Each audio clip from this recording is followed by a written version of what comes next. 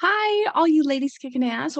Welcome to a new episode here on the podcast. I'm doing something a little bit differently today. So, if you're just hearing the audio, I'm a little bit nervous today. I'm taking a big leap and I am going to go ahead and record this session. It's my first recording of a solo session, and it's a little bit weird to just be talking to yourself. However, I am envisioning this huge room of wonderful women that are go getters, overachievers, unapologetically becoming themselves in their business and their big goals and their big dreams. I'm envisioning this crowd that is going to come to my Ladies Kicking Ass conference in the fall time. I announced it, it's there.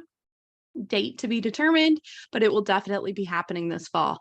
And I can't wait to bring you some of my favorite women that will be able to pour into you and be able to help you know that you're not alone. You weren't meant to do anything by yourself, and that you have a huge rally of cheerleaders around you. Me being one of your biggest hype girls. So I'm super excited about that. So stay tuned for that. But today I wanted to talk to you about why it is so important to put yourself in a room full of women that you can learn from. I think many times I know for myself, one of the biggest things that held me back from going into a room with a bunch of very qualified, called women was because I thought, where do I fit in here?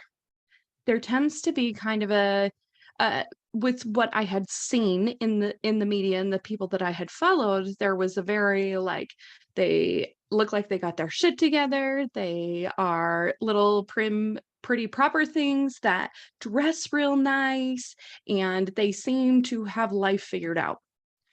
I'm not that person. Um, I can cuss a lot. I grew up pretty rough in Wyoming with a bunch of boys.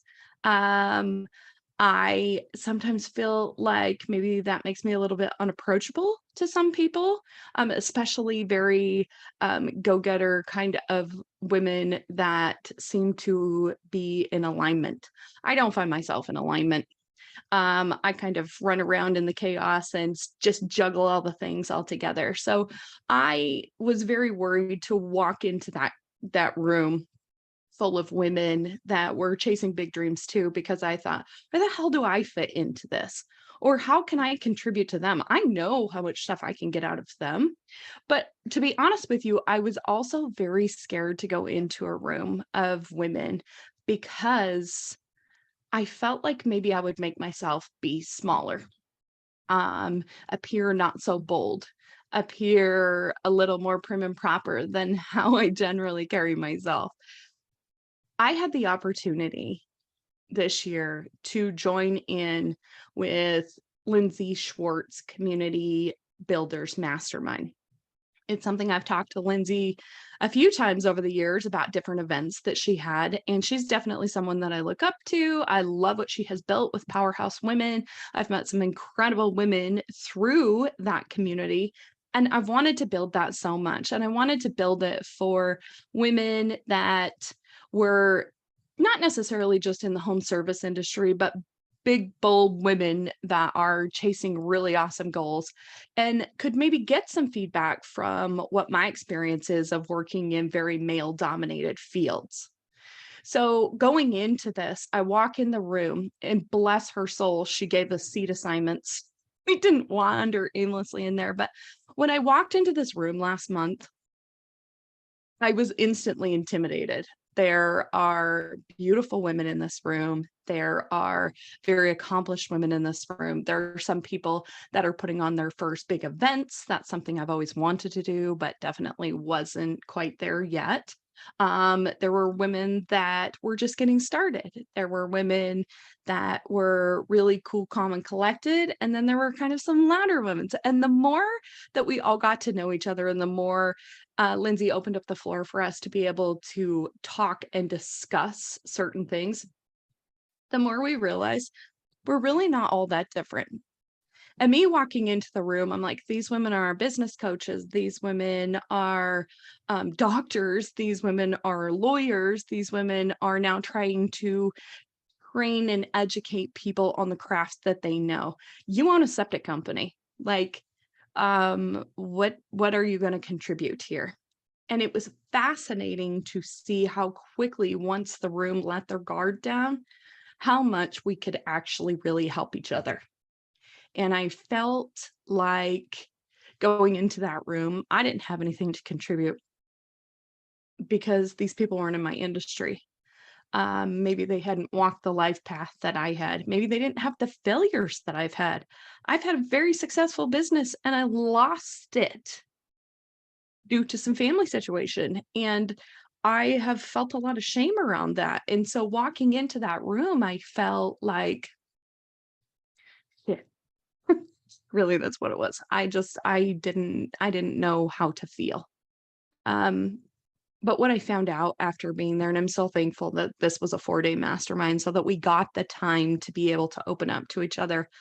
I have a lot in common with a lot of them. And even if it's just the fact that we're moms and we're trying to show our children what's possible, the fact that we're in service industry and we're trying to show people what's possible. You don't have to do the same old normal bullshit day in and day out and expect to have different results. That's crazy. That's literally the definition of insanity. So we don't have to do that stuff. What we can do is we can be unapologetically bold, beautiful women that show up and speak to the women that we're meant to speak to. I truly believe that if God put this desire in your heart to have a big goal and to achieve big things and to be out in front of people helping them, even if you're inspiring them, not even necessarily educating them on anything in particular, you have to follow that because there are people that need you. And that to me is what is put on the hearts of women that are needed. And there's plenty of people that talk about the same things that I talk about on this podcast. But some of you may need to hear it from me. Some of you may feel like I did walking into that room and feeling like, should I have nothing to contribute here? Or I'm the outlier because I am in a plumbing company. I'm in an electrical company. I'm just a landscaping business. I'm just a pool business. Just because it doesn't have a pretty title behind it, don't you dare for 2 seconds think that what your experience is in building a business or being part of building a business isn't something that you can help other people with. Your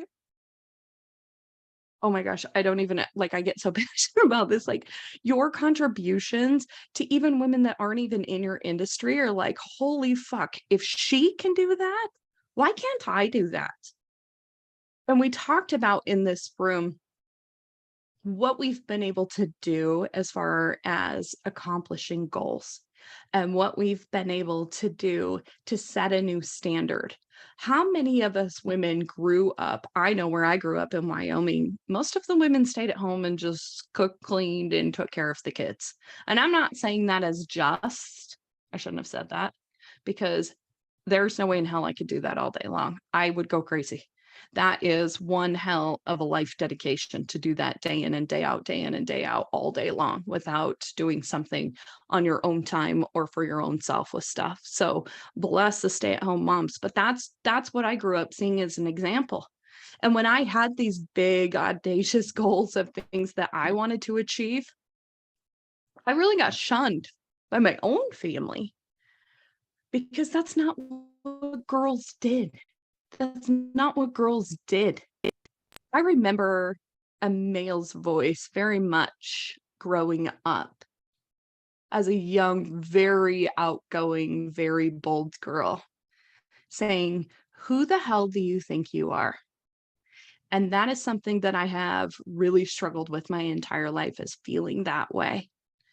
But you know what?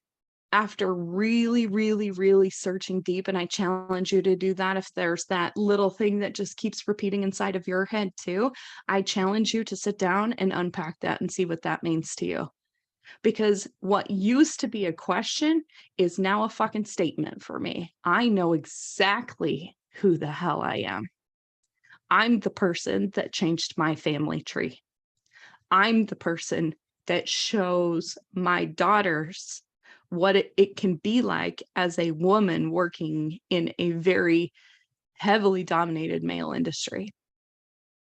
My business is just as great as their businesses. I feel like my business is better than their businesses.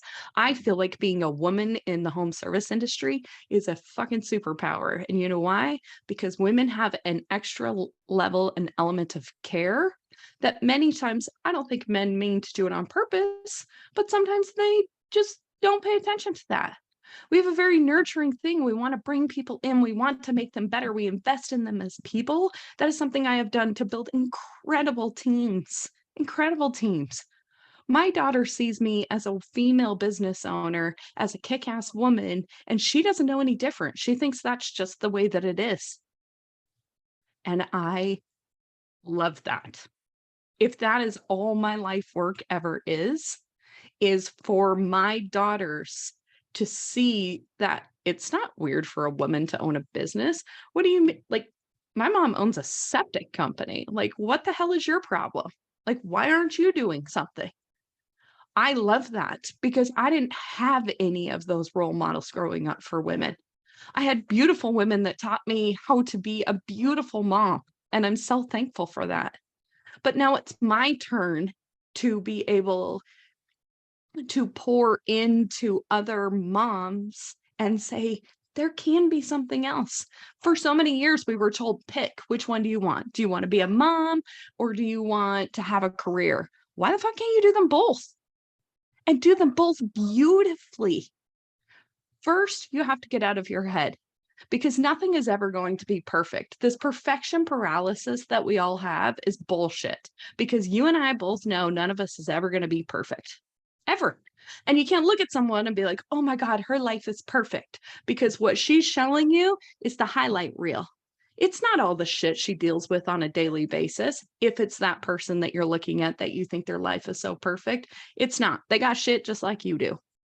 So don't ever feel like you're second rate to somebody that's just showing you those things.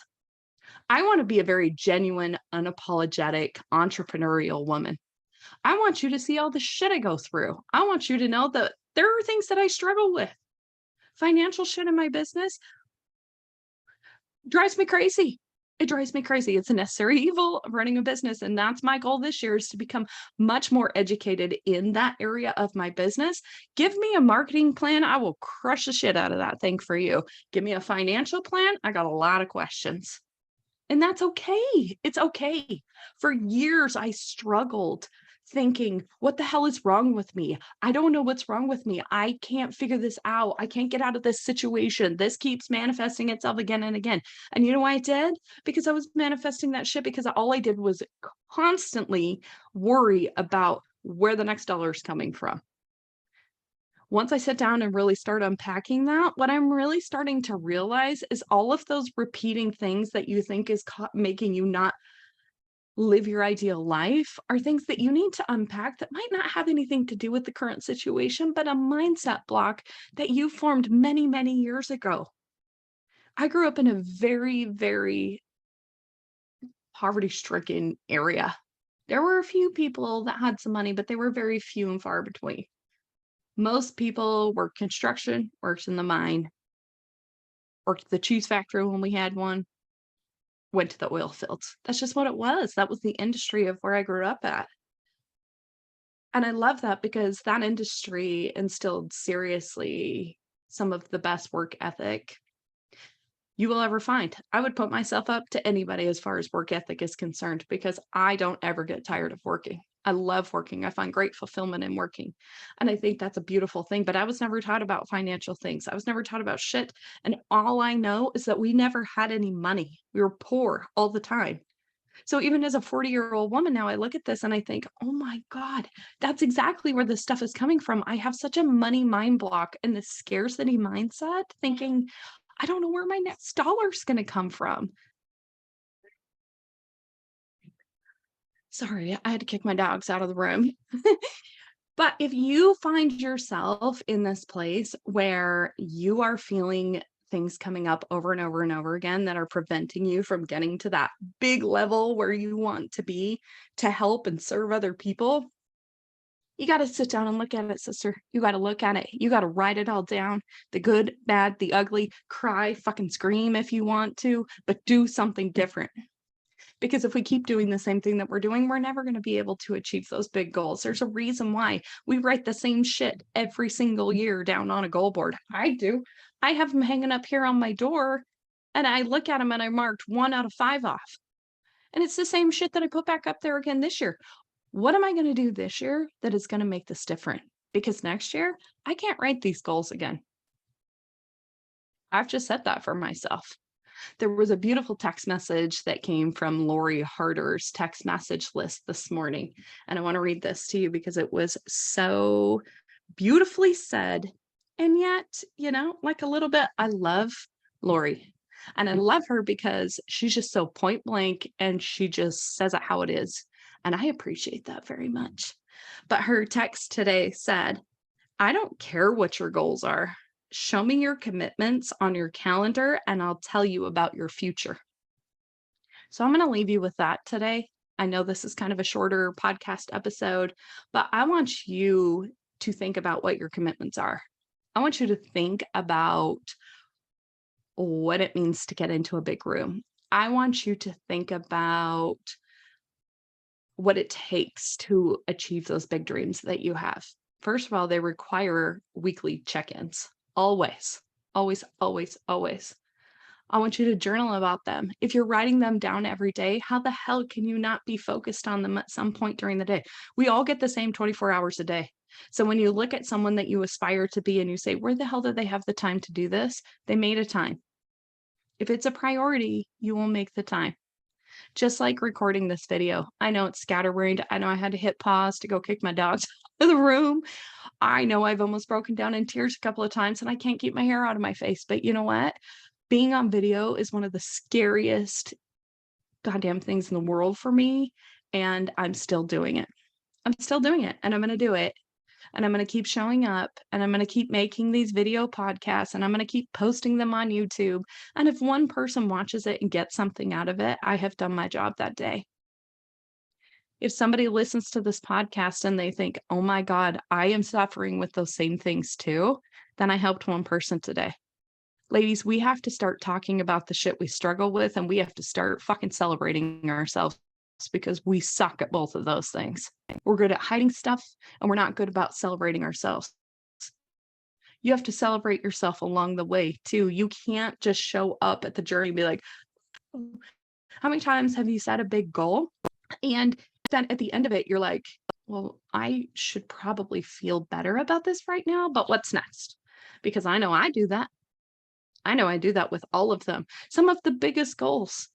This last year, I was awarded one of the inaugural spots with the Titan 100, which recognizes 100 CEOs or C-level executives throughout small businesses in the Phoenix metro area. This is a huge honor and a huge accomplishment, and it's something I've been scared to death to talk about. Because I feel like my celebration might make somebody feel smaller.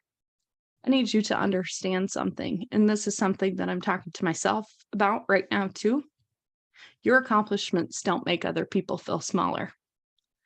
To the right people, your accomplishments show people what's possible. To the wrong people, you will make them feel smaller. They're not your people, and you have to let them feel small. Because something inside of them is triggering that for them. But you should not dampen your flame. You should not lower your light. You should not stop smiling. You shouldn't stop being happy for what you have accomplished and what you've been recognized for. When someone gives you a compliment, say thank you. And really soak it in. Think about it. Write about it. Somebody complimented me on this today. Even if it's random. I got complimented on my pedicure going to get pizza for my kids a couple of weeks ago. Most random compliment I have ever received from somebody. It's like a 20-year-old kid. It kind of made my day. I'm not going to lie. I've never been complimented like that before. And I really thought about it for a couple of days. And I don't know if he was just trying to be really nice or had a foot fetish. I'm not really sure. But at the end of the day, it worked for me. It was something that was so awesome. He didn't have to say that, but he did. And it really made my day. So if you really want to see what can happen, one, be the person giving the compliments. Two, fucking celebrate yourself, woman, because you deserve it. And three, make sure that you're putting your stuff that you want to get done on a calendar. I'm going to check in with you this week through our Ladies Kicking Ass Facebook group and on Instagram and see where you're at with those bigger goals. So until next time, please, please, please take your goals as serious as you take your work, taking care of your kids, loving your husband, doing all those other things, because none of that shit matters if you don't love yourself. Bye.